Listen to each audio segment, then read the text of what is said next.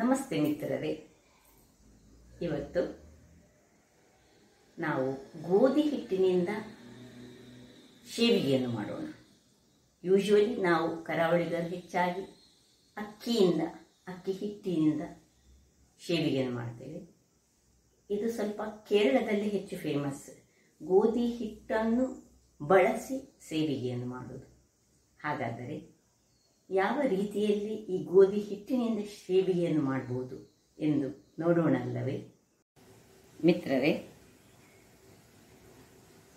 ಗೋಧಿ ಹುಡಿಯ ಶೇವಿಗೆ ಮಾಡಲು ಬೇಕಾಗುವ ಸಾಮಗ್ರಿಗಳು ಇಲ್ಲಿ ನೋಡಿ.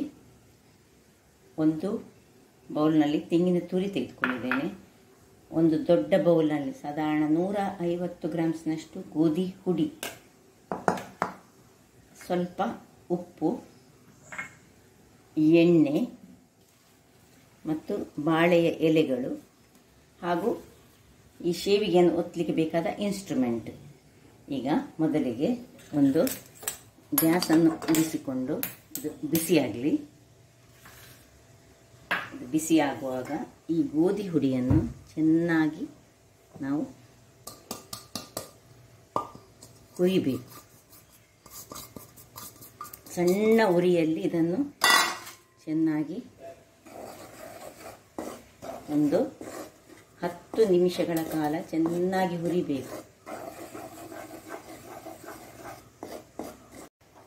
ವೀಕ್ಷಕರೇ, ಹುರಿತಾ ಇರುವಾಗಲೇ ನಾನು ಇಲ್ಲಿ 2 ಗ್ಲಾಸ್ನಷ್ಟು ನೀರನ್ನು ಬಿಸಿ ಆಗಲಿಕ್ಕೆ ಇಟ್ಟಿದ್ದೇನೆ. 2 ಗ್ಲಾಸು ನೋಡಿ. ಇಲ್ಲಿ ನಿಧಾನಕ್ಕೆ ಹುರಿಯುವ. ಇದೊಂದು ಸಾಧಾರಣ 10 ನಿಮಿಷಗಳ ಕಾಲ ನಿಧಾನಕ್ಕೆ ಇದನ್ನು, ಅಂದರೆ ಕಲರ್ ಚೇಂಜ್ ಆಗಬಾರ್ದು, ಬಟ್ ಅದು ಒಳ್ಳೆ ಇದರಲ್ಲೇ ಬಿಸಿ ಆಗಬೇಕು, ಫ್ರೈ ಆಗಬೇಕು. ಕಲರ್ ಚೇಂಜ್ ಆಗಲಿಕ್ಕೆ ಬಿಡಬಾರ್ದು. ಅದಕ್ಕೆ ಸಣ್ಣ ಉರಿಯಲ್ಲಿ ನಾವು ಮಾಡಬೇಕು. ವೀಕ್ಷಕರೇ ನೋಡಿ, ಇಲ್ಲಿ ನೀರು ಕುದ್ದಿದೆ. ಇದನ್ನು ಆಫ್ ಮಾಡ್ಕೊಳ್ಳೋಣ. ಇಲ್ಲಿ ಇದಾಯಿತು 10 ನಿಮಿಷಗಳ ಕಾಲ ನಾನು ನಿಧಾನಕ್ಕೆ ಮಾಡಿ ಇದನ್ನು ಸಹ ಆಫ್ ಮಾಡಿಕೊಂಡು ಸ್ವಲ್ಪ ತಣ್ಣಗಾಗಲಿಕ್ಕೆ ಬಿಡ್ತೇನೆ ನಾನು. ವೀಕ್ಷಕರೇ ನೋಡಿ, ಇದನ್ನೀಗ ಇದಕ್ಕೆ ಶಿಫ್ಟ್ ಮಾಡ್ತಿದ್ದೇನೆ ನಾನು.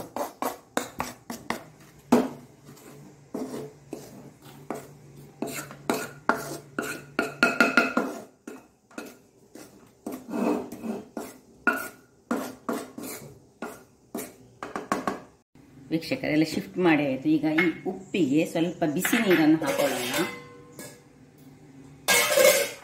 ನೋಡಿ, ಉಪ್ಪು ಎಷ್ಟು ಬೇಕಾಗ್ತದೆ ಅಷ್ಟು ಉಪ್ಪನ್ನು ಹಾಕೊಂಡು ಇದನ್ನು ಸ್ವಲ್ಪ ಬಿಸಿ ನೀರನ್ನು ಹಾಕಿ ಸ್ವಲ್ಪ ಸ್ಪೂನಲ್ಲಿ ಕಲಡಿಸಿಕೊಳ್ಳೋಣ.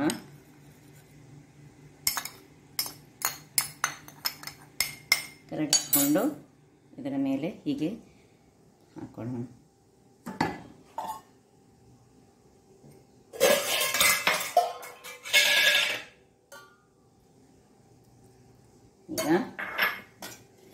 ಈಗ 2-3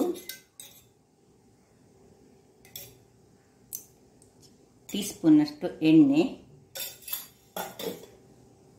ಹಾಗೂ ಈ ಪಾತ್ರೆಯಲ್ಲಿ ನಾವು ಗೋಧಿ ಹಿಟ್ಟನ್ನು ತೆಗೆದುಕೊಂಡದ್ದು, ಅದರ ಅರ್ಧದಷ್ಟು ನಮಗೆ ನೀರು ಬೇಕು. ಎಷ್ಟು ಅದನ್ನ ಒಮ್ಮೆಲೆ ಹಾಕ್ಲಿಕ್ಕಿಲ್ಲ, ಅರ್ಧದಷ್ಟು ಬಿಸಿ ನೀರು ನಮಗೆ ಬೇಕಾಗ್ತದೆ. ನೋಡಿ, ನಿಧಾನಕ್ಕೆ ಇದನ್ನು ನಾವು ಸ್ವಲ್ಪ ಸ್ವಲ್ಪ ಹಾಕೊಂಡು,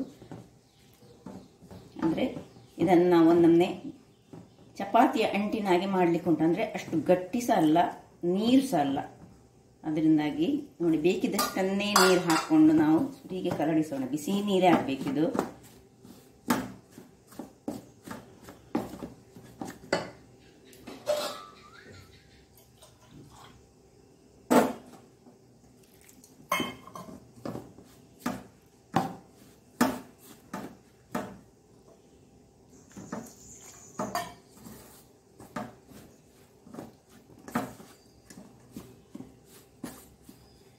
ಒಳ್ಳೆ ಬಿಸಿ ಬಿಸಿ ಕುದಿಯುವ ನೀರನ್ನೇ ಹಾಕೊಳ್ಬೇಕು. ಜಾಗ್ರತೆಯಲ್ಲಿ ಹಾಕೊಂಡು, ಅದಕ್ಕೆ ನಾನೀಗ ಕೈ ಹಾಕ್ತಾ ಇಲ್ಲ.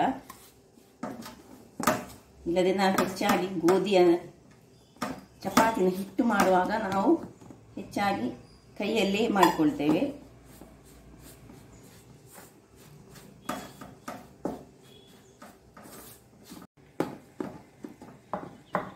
ನೋಡಿ, ಈಗ ಸ್ವಲ್ಪ ಬಿಸಿ ಕಡಿಮೆ ಆಗುವಾಗ ನಾವು ಬೇಕಿದ್ರೆ ಕೈಯನ್ನು ಸ್ವಲ್ಪ ತಣ್ಣೀರಿನಿಂದ ಅದ್ದಿಕೊಂಡು ಬಿಸಿ ಆದರೆ ಕೈಯಲ್ಲಿ ಬಿಸಿ ಬಿಸಿ ಬಿಸಿ ಇರಬೇಕು, ಯಾಕಂದರೆ ಇದು ಅದರಲ್ಲೇ ಬೆಂದು ಹೋಗಬೇಕು.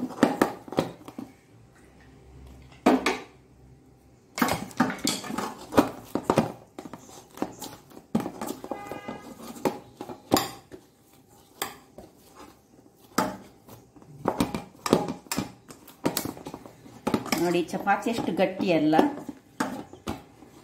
ಸ್ವಲ್ಪ ನೋಡಿ ಮೆದು ಮೆದುವಾದ.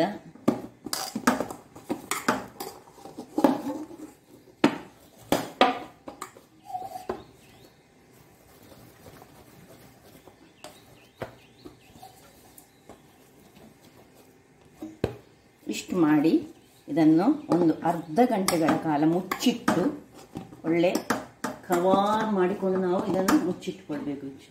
ನೋಡಿ ವೀಕ್ಷಕರೇ, ಹಿಟ್ಟಿನ ಹದ ಈ ರೀತಿ ಆಗುವಾಗ ಈಗ ನೋಡಿ ತಣ್ಣಗಾಗ್ತಾ ಬಂತು. ಇದಕ್ಕೆ ಸ್ವಲ್ಪ ನಾವು ಮೇಲಿಂದ ಎಣ್ಣೆಯನ್ನು ಸವರಿಕೊಂಡು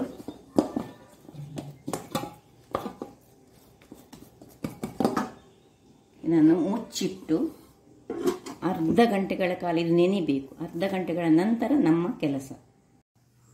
ನೋಡಿ ಮಿತ್ರರೇ, ಅರ್ಧ ಗಂಟೆ ಕಳೆದಿದೆ. ನೋಡಿ ಸ್ವಲ್ಪ ಹಿಟ್ಟು ಒಳ್ಳೆ ನೆಂದಿದೆ. ನೋಡಿ ಎಷ್ಟು ಸ್ಮೂತ್ ಉಂಟು ನೋಡಿ ಹಿಟ್ಟು. ಈಗ ಇಲ್ಲಿ ನಾನೊಂದು ಗ್ಯಾಸ್ನಲ್ಲಿ ಇದನ್ನು ಸಹ ಬಿಸಿ ಆಗಲಿಕ್ಕೆ ಇಟ್ಟಿದ್ದೇನೆ. ನೋಡಿ ಬಿಸಿ ಆಗ್ತಾ ಉಂಟು. ಇಲ್ಲಿ ಈಗ ಇದನ್ನು ಸ್ವಲ್ಪ ಚೆನ್ನಾಗಿ ಈಗ ನೋಡಿ ನಮ್ಮ ಹತ್ರ ಇಂಥ ಚಕ್ಕುಲಿ ಮಾಡುವಂತಹ ಇದಿದ್ದರೆ ಇದರಲ್ಲಿ ಸಹ ಮಾಡ್ಬೋದು, ಇನ್ನು ಸಣ್ಣದರಲ್ಲಿ ಮಾಡ್ಬೋದು. ಮಾತ್ರ ಅಚ್ಚು ಮಾತ್ರ ನೋಡಿ ಇದಕ್ಕೆ ಇದನ್ನು ಇಡಬೇಕು. ಚಕ್ಕುಲಿದು ಇದಾದರೆ ಇದನ್ನು ಇಟ್ಟುಕೊಂಡು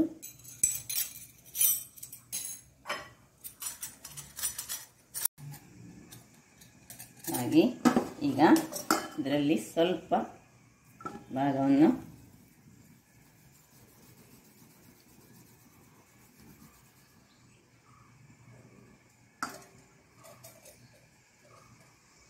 ಹಾಕೊಳ್ಳೋಣ. ಬೇಕಿದ್ರೆ ಒಳಗೆ ಎಣ್ಣೆ ಸಹ ಸ್ವಲ್ಪ ಗ್ರೀಸ್ ಮಾಡಿಕೊಳ್ಬೋದು ಒಳಗಿಂದ.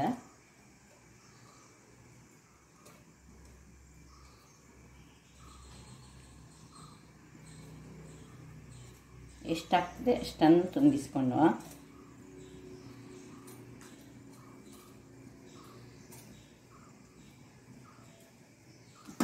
ಇಷ್ಟ ಅದು. ಇದನ್ನು ಮುಚ್ಚಿಟ್ಟುಕೊಂಡು ನೆಕ್ಸ್ಟ್ಗೆ ಮಾಡುವ. ಈಗ ಇಲ್ಲಿ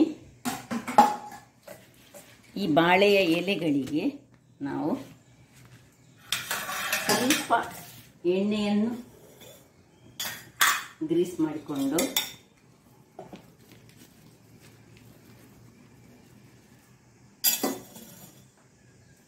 ಎಲ್ಲ ಎಲೆಗಳಿಗೆ ಸಹ ಗ್ರೀಸ್ ಮಾಡಿಕೊಳ್ಳೋಣ.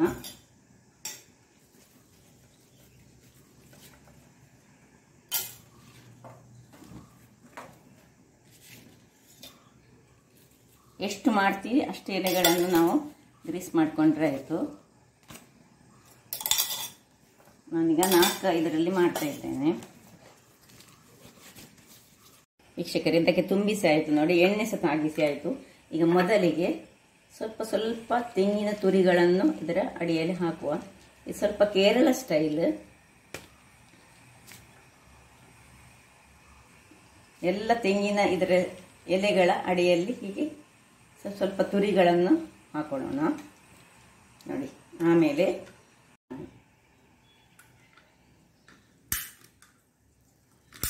ಹೀಗೆ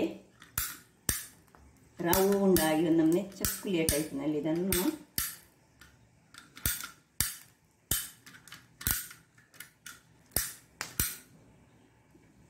ಇನ್ನು ಸಹ ಬೇಕಿದ್ರೆ ಸಪೂರದಲ್ಲಿ ಇಟ್ಟುಕೊಂಡು ಸಹ ಮಾಡ್ಬೋದು. ಹೀಗೆ ಒಂದೊಂದಾಗಿ ಮಾಡಿ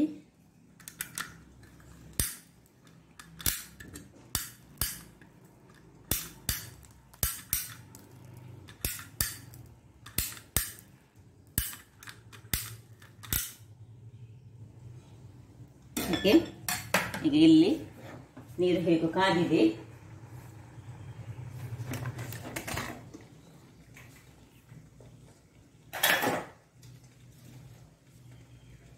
ಇದರಲ್ಲಿ ಒಂದು ಬಾಳೆ ಎಲೆ ಸಿಟ್ಟಿದ್ದೇನೆ ನಾನು. ಒಂದೊಂದಾಗಿ ಹೀಗೆ, ಇಲ್ಲದಿದ್ರೆ ನಿಮ್ಮ ಹತ್ರ ಇಂಥದ್ದು ಇಲ್ಲದಿದ್ರೆ ಇಡ್ಲಿಯ ತಟ್ಟೆಯಲ್ಲಿ ಸಹ ನೀವು ಮಾಡಿಕೊಂಡು ಇಡ್ಬೋದು.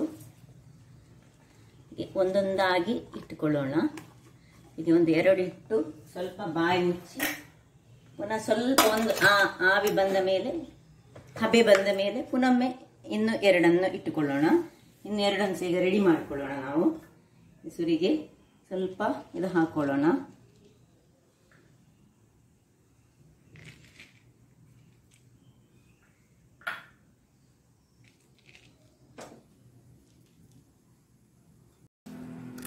ಇಲ್ಲಿ ನೋಡಿ ವೀಕ್ಷಕರೇ, ಇನ್ನು ಸಹ ಸಪೂರದ ಇದರಲ್ಲಿ ನಾನು ಈಗ ಪುನಃ ತೋರದ್ದು ಬೇಕಿದ್ರೆ ತೋರದ್ದು, ಇದು ಈಗ ಸಪೂರದ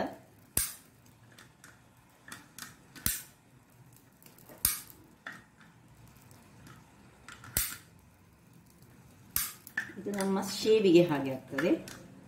ಹಾಗದು ನಾನು ಸ್ವಲ್ಪ ತೋರದಲ್ಲಿ ಬೇಕಿದ್ರೆ ತೋರದಲ್ಲಿ, ಮಕ್ಕಳಿಗೆ ಸ್ವಲ್ಪ ಅದು ತೋರದ್ದು ಒಳ್ಳೆಯದಾಗ್ತದೆ. ಸಪೂರದಲ್ಲಿ ಸಹ ಹೇಗೆ ಬಂತು ನೋಡಿ, ಸಪೂರದಲ್ಲಿ. ಈಗ ಇನ್ನೊಂದು ಸಮಯ ಇದನ್ನು ಇಡ್ತೇನೆ. ಈಗ ಪುನಃ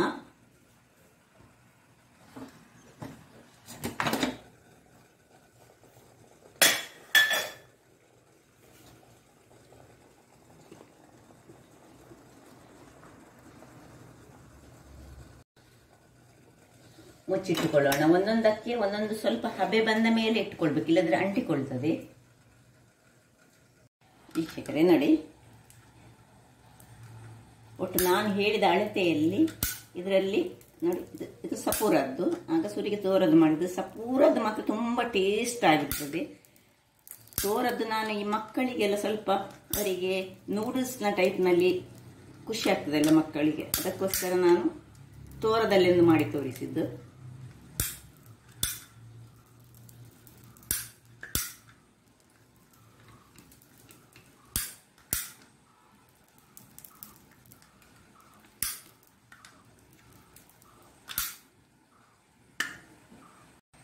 ಈಗ ಕೊನೆಯದನ್ನು ಇರ್ತೇನೆ ನೋಡಿ.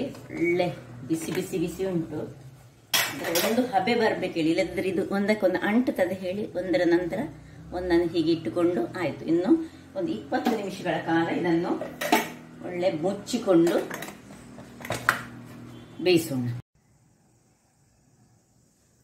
ಅರ್ಧ ಗಂಟೆ ಆಗಿದೆ ವೀಕ್ಷಕರೇ, 20 ನಿಮಿಷ ಸಾಕು ನೋಡಿ ಹೇಗೆ ಬೆಂದಿದೆ.